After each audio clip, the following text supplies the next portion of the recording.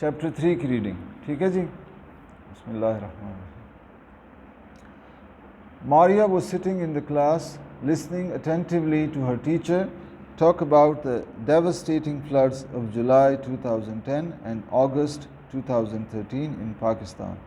The teacher was highlighting the possible causes of flood and held monsoon rains to be the chief cause of the devastating floods of 2010.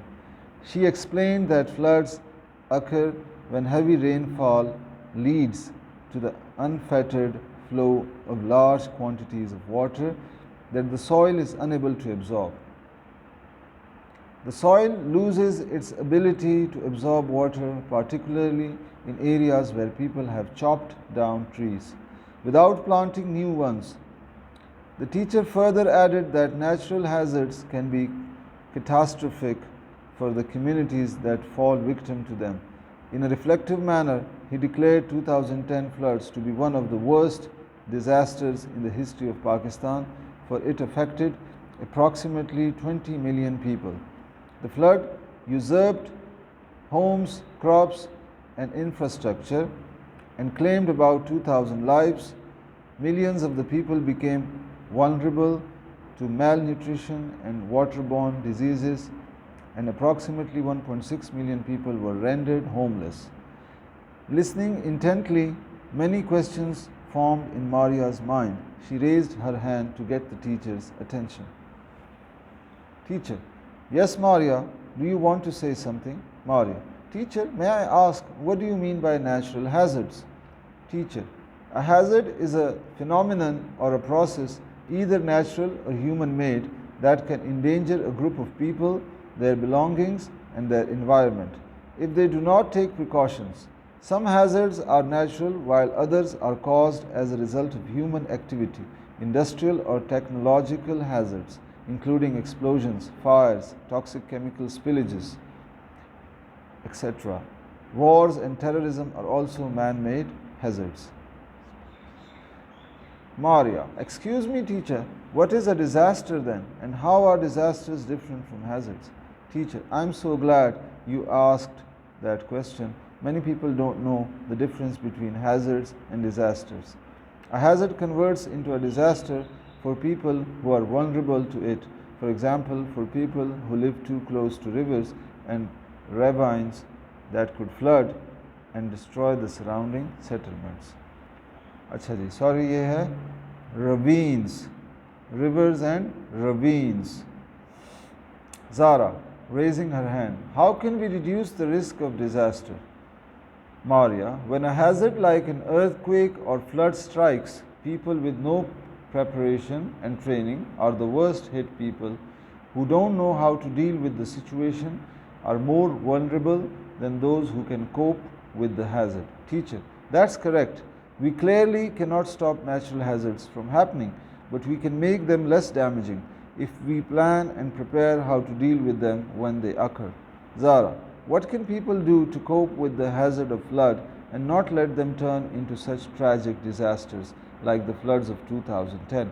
Teacher: We can mitigate the risk of any disaster by taking certain steps. For instance, people should be warned about the danger of an imminent flood when its first signs appear. This can be done through announcements on loudspeakers and helping them move to safe places. Livestock should be shifted to safe places too. Other necessary movable things, such as expensive household items and jewelry, can also be secured in easily movable containers. Teacher: Absolutely. We should also have arrangements for provision of clean water to the affected people. Tahira: Teacher, these are steps to deal with the emergency and to avoid potential adverse impacts. But what can we do to minimize the risks of disaster in future? Teacher: Looking at all the students, would anyone like to share ideas on how the risks of a disaster can be minimized? Nadia, raising her hand: We should plan and be prepared before the disaster strikes. For instance, housing plans for the future should ensure the selection of safe locations. Mud walls and rooftops of existing houses should be repaired, especially before the arrival of rainy season. Teacher, that's correct. In addition, the river embankments should be properly secured. Community members should be prepared with lights and tools and a plan for digging drains to channelize flood water when a flood hits the area. Maria, these are steps that a community must take, but what about the government's responsibility? What must the government do? Teacher, the government should work closely with the communities and synchronize all efforts to reduce the risks of disaster.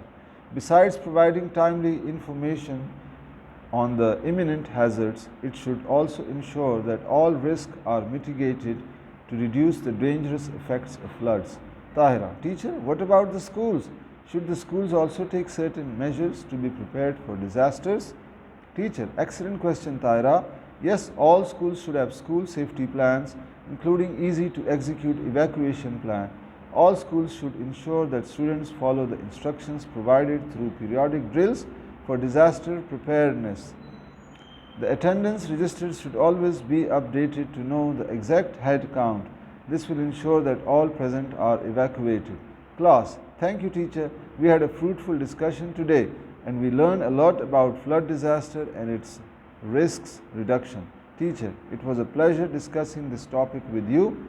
As members of your families and communities, your role in mitigating disasters is a very important one. I wish you all the best.